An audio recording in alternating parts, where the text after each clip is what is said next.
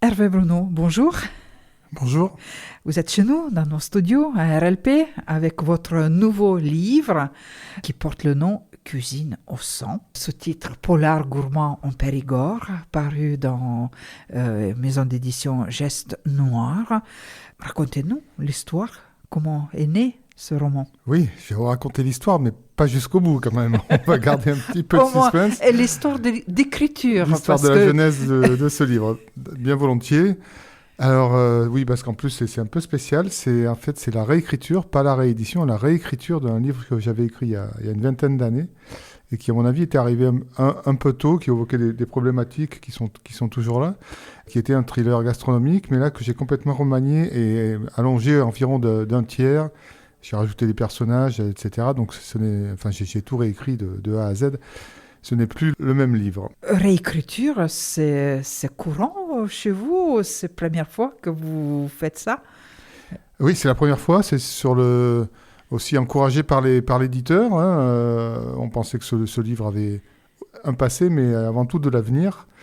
Et non, donc c'est pas courant. Je pensais que ça serait plus facile que d'écrire un livre ex nihilo, et en fait pas du tout. C'était largement aussi difficile parce qu'il faut tout réécrire. On n'écrit plus pareil, les situations ne sont jamais exactement ce qu'on avait déjà écrit, mais c'est surtout le style qui évolue en 20 ans, donc j'ai vraiment tout réécrit et sans faire de copier-coller, de tout réécrit du début au point final. Que ce serait plus simple, copier-coller, ajouter quelque chose. C'est ce que j'ai cru, oui, mais c'est pas vrai parce que ça donne des incohérences, des inégalités, donc il valait mieux tout reprendre. Donc ça m'a pris autant de temps pour l'écrire que la première fois, au moins. Mais en tout cas, il est là. Voilà. Et qu'est-ce que ça a changé dans le contexte de ce sujet? Si j'ai bien compris, vous avez dit le temps change, les idées changent, la société évolue.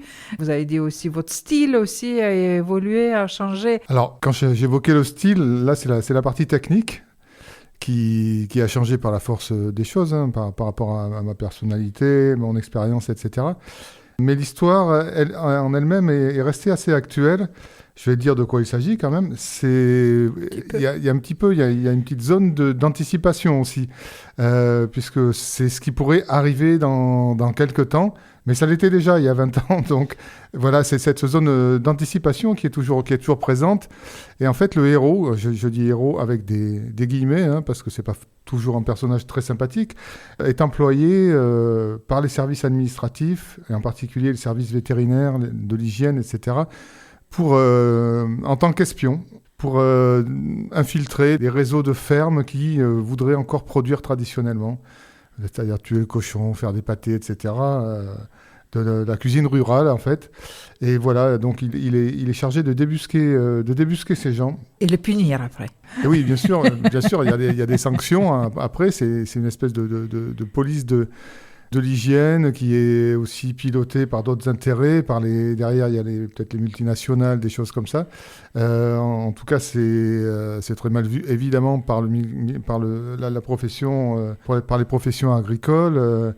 Il y a un microcosme qui se met en place aussi de résistance, de rébellion. Donc par là, je rejoins aussi les thèmes de mes précédents romans historiques. Alors ça va devenir compliqué pour ce héros qui, en dehors de ça, a une vie personnelle. Il est séparé, il essaie d'avoir la garde de sa fille. Mais c'est compliqué parce qu'il n'a pas vraiment ce boulot est clandestin. Donc il essaie de travailler pour avoir un jour, pour avoir l'occasion de trouver quelque chose de plus légal, en tout cas qu'il peut afficher et qui ne se fasse pas dans la clandestinité. Donc il a ses affres qu'il occupe lui-même. Donc voilà, c'est un bouquin, c'est pas qu'un polar, c'est aussi un bouquin un peu sociologique, parce qu'on voit aussi se débattre les paysans, les agriculteurs autour de plein de choses qui les affectent. On en entend sans arrêt. Et avec en même temps la tentation de la violence, voilà. D'où aussi le fait de faire un polar autour de ça. Il y a aussi le thème de gastronomie dans le Périgord. Oui, voilà. Quand je parle de dénoncer les productions traditionnelles, etc., si je ne l'avais pas situé en Périgord, ça aurait été un crime de lèse-majesté.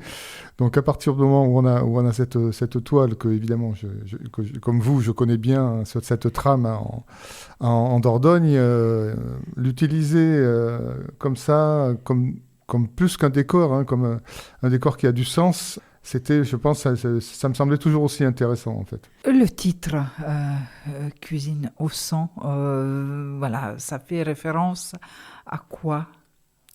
En fait, c'est un jeu de mots avec le plat très recherché qui s'appelle le canard au sang. Et donc voilà, j'ai juste transposé dans un milieu un peu plus large. Ça devient la cuisine, c'est plus seulement le canard. Et on peut tout entendre par ça aussi, quoi. Ça permet d'introduire plein. Je disais la trame, ça permet de mettre en place tout un processus.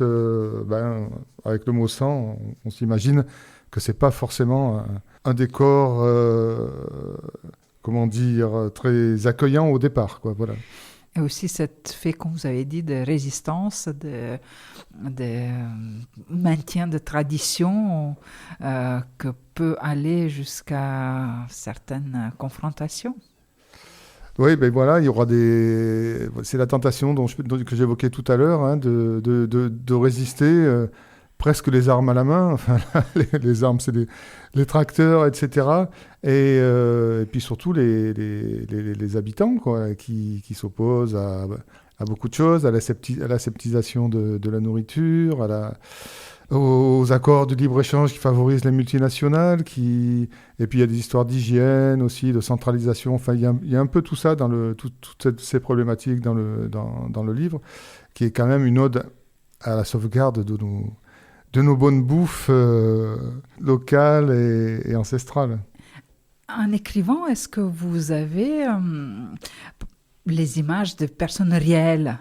Est-ce qu'ils revivent dans votre écriture les personnages qui, on peut imaginer, mais peut-être vous étiez inspiré par les faits réels et les personnes réelles? Oui, bien sûr, on est toujours inspiré par des gens, des décors, des contextes qu'on connaît quand on écrit un roman. Alors, en tout cas pour moi, ce ne sont jamais des personnages entièrement qui sont dans le livre, parce que je ne me permettrai pas d'aller déflorer l'intimité de gens que je connais. Mais bien sûr, il y a des petits morceaux de caractère qui se retrouvent dans différents personnages. Et en fait, moi, j'ai vécu longtemps. Enfin, j'allais chez mes grands-parents qui avaient une ferme, qui étaient agriculteurs. Donc, ce sont des milieux aussi que je connais bien, qui ont évolué, bien sûr, mais pas forcément dans l'esprit, qui cherchent toujours à faire de la qualité et des bons petits plats traditionnels. Donc, moi, j'ai connu ça, et en plus, c'est alimenté par les médias, par rapport aux agriculteurs, à leurs difficultés, à leurs rébellions. Donc voilà, on mélange tout ça dans une marmite et ça peut donner un cocktail explosif. Ça devient un polar.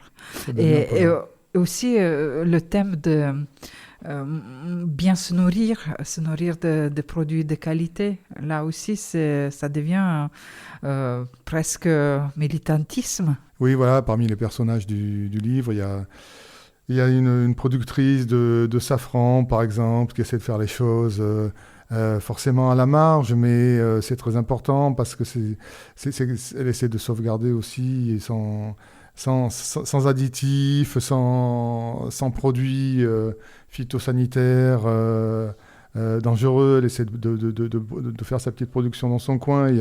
Et donc, il y a toute une espèce d'équipe qui se met en place comme ça, de gens qui n'ont pas beaucoup de moyens, mais qui ont quand même les moyens de leur conviction et de leur passion pour continuer à manger correctement. Et là, aujourd'hui, dans notre société, on peut avoir quelques exemples, surtout ici en Dordogne, les personnes qui essayent de faire différemment, qui essayent d'amener ça par leur travail, par leur mode de vie, malgré que ce n'est pas toujours évident.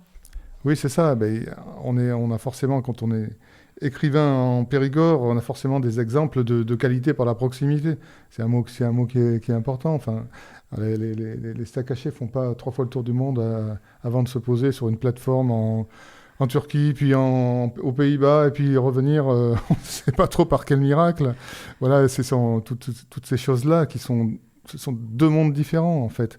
Et bon, je n'ai même pas besoin de préciser quel est le monde des 2 que je préfère. Écrire sur ces thèmes-là, sous forme d'un polar, ça aussi, c'est votre travail d'un écrivain. Comment présenter ces choses-là qui accrochent, qu'on a envie de suivre, malgré que ces thèmes, parfois, peuvent être, difficiles à expliquer, à mener, et à combattre.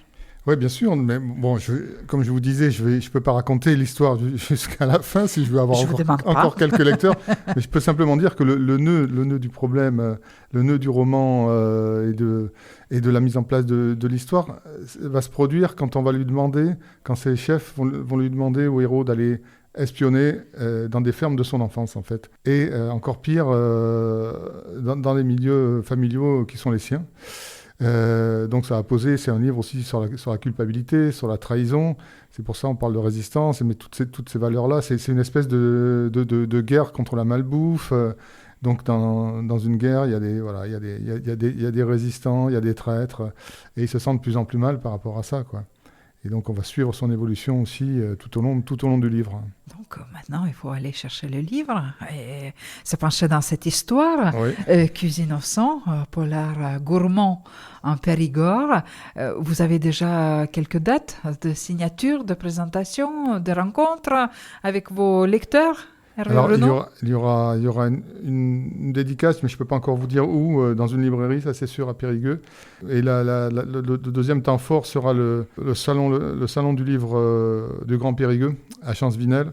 C'est le samedi 13 et le dimanche 14 juin.